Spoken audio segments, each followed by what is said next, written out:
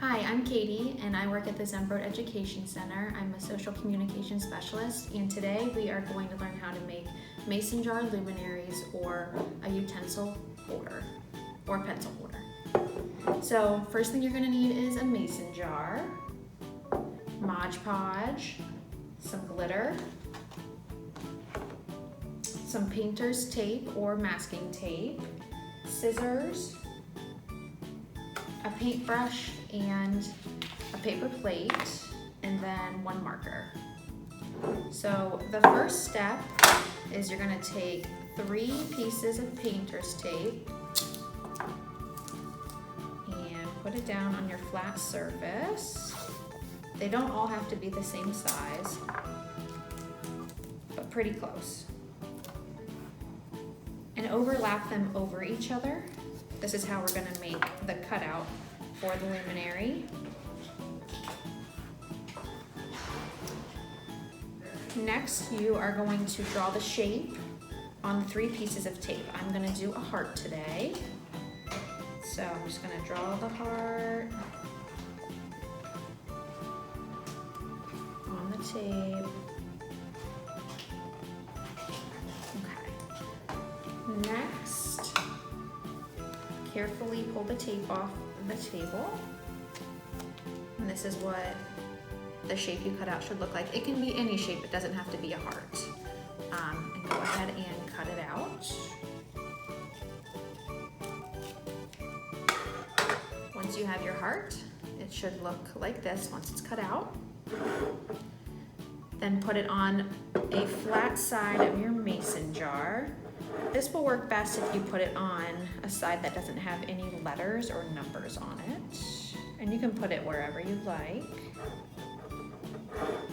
So that's what mine looks like. And make sure you really press it down nice and flat so that none of our Mod Podge gets under it. Okay, next you're going to take your Mod Podge and I would put it on top of the plate just to keep it not as messy. And you're gonna dip your paintbrush in the Mod Podge and then just start coating your mason jar.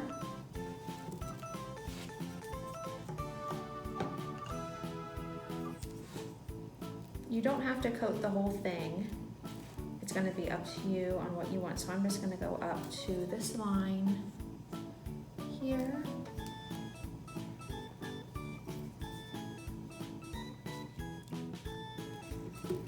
Okay, so after you finish the Mod Podge, it should look something like this.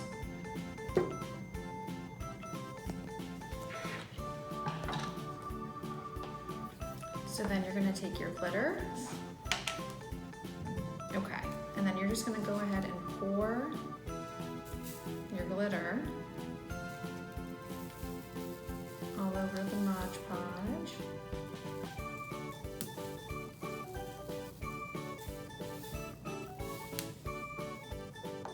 You want to cover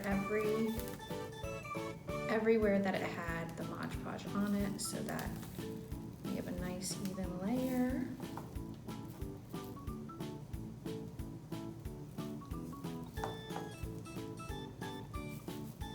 And then go ahead and just shake the excess off. So after that's finished, it should look something similar to this. You can tell that the glitter is secured on with the Mod Podge. And then you can go ahead and take your shape off after that's finished.